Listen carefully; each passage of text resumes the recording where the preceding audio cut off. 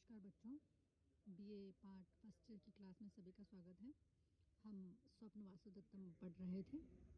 हमने अभी तक पढ़ा कि किस प्रकार से पद्मावती के पास वासुदत्ता को योगंधरायण धरोहर के रूप में छोड़कर चले जाते हैं और वो निश्चिंत हो जाते हैं कि अब पद्मावती वासुदत्ता का ख्याल रखेगी और मैं अपना कार्य जो उदयन का राज्य वापस दिलवाने का उसमें लग जाऊंगा।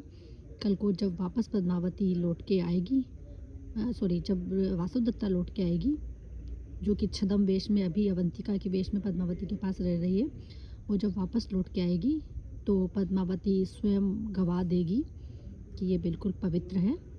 इसके पश्चात वहीं मंच पर, चूँकि मैं बताया था बच्चों कि ये नाटक है, तो नाटक में ही एक दृश्य, जब ये आश्रम का ही दृश्य चल रहा है तो इसी आश्रम में एक ब्रह्मचारी जो है वो प्रवेश करता है, ऊपर की ओर देखते हुए प्रवेश करता है और आश्रम में प्रवेश करने के बाद वो जो है थका हुआ होता है, कहता है थक गया हूँ मैं, कि यहाँ पर तो कहीं पास में तपोवन दिखाई देता है। तो क्यों तपोवन दिखाई देता है? क्योंकि वो कहता है कि विश्रब्दम हरिणाश चरंती चकिता देशागत वृक्षाः पुष्पफले समृद्ध विटपा सर्वे दया रक्षिता भूयिष्ठ कपिलानि गोकुल धनानि शत्रवत्यो दिशो निसंदिग्धमिदं तपोवनमयं धूमोहि बहुवा आश्रय। वो जब उस स्थान को देखता है जो कि आश्रम था, जैसा कि हम पहले देख रहे थे, अध्ययन कर रहे थे, तो ऐसी परिस्थिति में क्या होता है कि वहाँ पर देख कर के जब वो चारों तरफ देखता है तो वो किन चीज़ों से अंदाज़ा लगाता है कि आश्रम है, कि यहाँ पर क्या है कि देश आगत प्रत्यया, अपने देश में आ जाने के विश्वास के कारण, हरिणास चरंती विश्रब्धम, विश्वास पूर्वक हिरण चर रहे हैं। अर्थात यहाँ पर जो मृगगण हैं वो निश्चित होकर के चल रहे हैं, उनको किसी प्रकार का कोई डर नहीं है, क्योंकि उनका देश यानी कि तपोवन भूमि यहीं पर है। जंगल में तो वो डरते रहते हैं, पर वो यहाँ बिना डरे हुए चल रहे हैं। वृक्षाः पुष्पफले समृद्धा विटपा सर्वे दया रक्षिता, कि जो दया से रक्षित किए गए, दया से यानी कि अच्छे मन से ध्यान में रखे गए, जिनका कि देखभाल की गई है, ऐसे सर्वे सारे के सारे समृद्ध विटपा, एकदम समृद्ध जो विटप यानी कि जो वृक्ष हैं, एकदम समृद्ध जो वृक्ष हैं। कहने का तात्पर्य ये है कि जो वृक्ष होते हैं उन्हें भी अच्छे से देखभाल की ज़रूरत होती है, और अगर उनकी दया रक्षिता, दया के साथ रक्षा की जाए, यानी कि उनको प्रेम पूर्वक पाला जाए, प्यार से पाला जाए, समय समय पर उनको खाद पानी दिया जाए, तो ऐसी परिस्थिति में जो विटप हैं, जो वृक्ष हैं, वो पुष्प फले समृद्धा वृक्षा, जो वृक्ष हैं जो पुष्प और फलों से समृद्ध हो जाते हैं। अर्थात अच्छी प्रकार से उनकी देखभाल करने पर उन पर फूल और फल लग जाते हैं। तो ऐसे वृक्ष यहाँ पर दिखाई दे रहे हैं, और निश्चित रूप से ये तपोवन में ही हो सकता है, क्योंकि तपोवन में ही तपोवनवासी जो हैं इस प्रकार से अच्छी तरीके से फल फूलों की जो है रक्षा कर सकते हैं, वृक्षों की रक्षा कर सकते हैं। भूइष्टम कपिलानि गोकुल धनानि क्षेत्रवत्यो दिशो, साथ में वो क्या कहते हैं कि भूइष्टम कपिलानि, कि बहुत सारी यहाँ पर जो है कपिल वर्ण वाली गाय, गोकुल धनानि, गाय रूपी धन से क्षेत्रवत्यो दिशो, दिशाओं में फैली हुई है। कहने का मतलब ये है कि यहाँ पर बहुत सारी गायें नज़र आ रही है, और बहुत सारे सब स्थानों पर गायें यहाँ पर है, विद्यमान है, फैली हुई है। भूइष्टम यानी बहुत सारी, क्योंकि गाय अगर यहाँ पर इतनी सारी इधर उधर घूम रही है, इधर उधर चल रही है, ये क्षेत्र जो है गायों से युक्त है, तो इसका मतलब निश्चित रूप से ये तपोवन ही है। निसदग्धम ईदम तपोवनम मयम धूमो ही भवाश्रयम। अब अंत में वो कहता है कि ये तो निश्चित रूप से तपोवन ही है। क्यों? क्योंकि यहाँ पर धुआं जो है भव आश्रय, बहुत सारे आश्रयों से निकल रहा है। कहने का तात्पर्य ये है कि यहाँ पर चारों तरफ धुआं निकल रहा है बहुत सारे आश्रयों से। यानी कि तपोवन जो होता है वहाँ पर यज्ञ किया जाता है और यज्ञ करने के कारण चारों तरफ धुआं फैला रहता है। यहाँ पर बहुत सारी जगहों से, अलग अलग जगहों से धुआं निकल रहा है।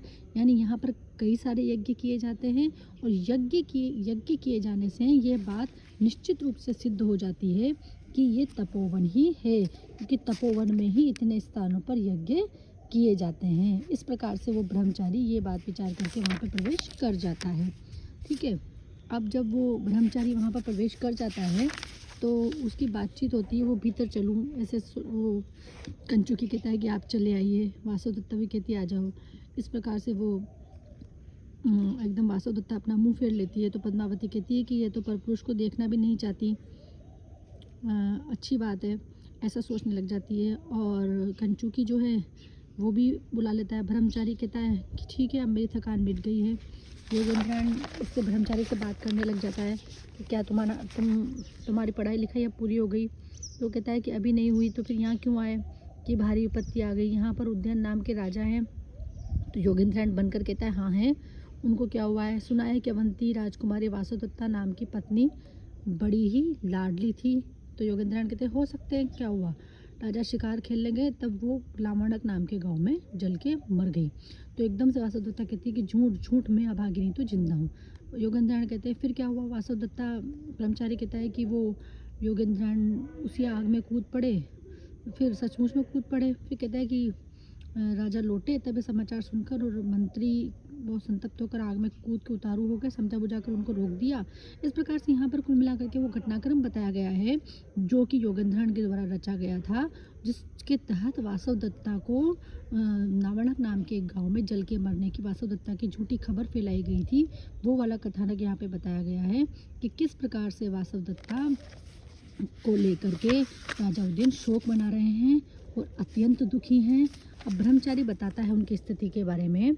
न वेदानिम तादृशा चक्रवाकाः न एव अपि अन्ये स्त्री विशेष वियुक्ताः धन्या सा स्त्री याम यथा वेत्ति भ्रताः भ्रतृ स्नेहात् सा ही दग्धा अपि अदग्धा। कि वो बताते हैं, ब्रह्मचारी कहता है कि राजा की स्थिति बहुत खराब हो रही है, कि इस प्रकार की दृश्य तो तादृशा, इस प्रकार की इदानिम, इस प्रकार की स्थिति हो रही है उनकी जो कि किसी चक्रवाक पक्षी की भी नहीं होती होगी। चक्रवाक पक्षी भी किसी प्रकार से ऐसे दुख में नहीं पड़ता होगा।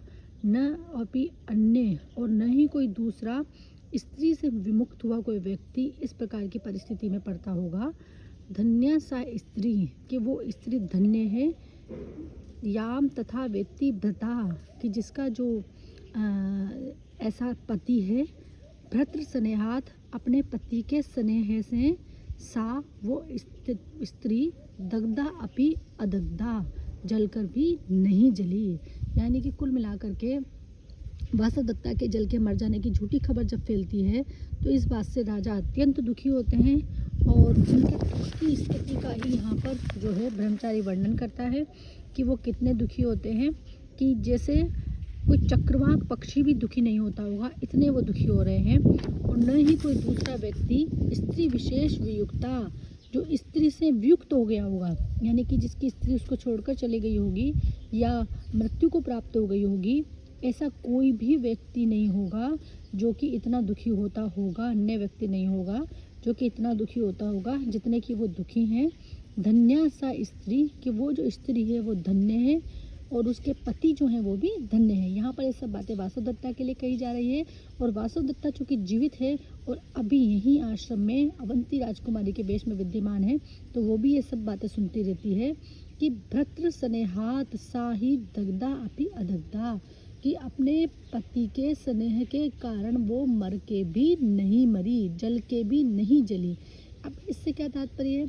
इससे तात्पर्य ये है कि हालांकि वो जल गई और जलने के बाद जो है वो मृत्यु को प्राप्त कर गई, लेकिन उसके पति जो है उससे इतना प्रेम करता है कि वो उसको अभी भी याद कर रहा है।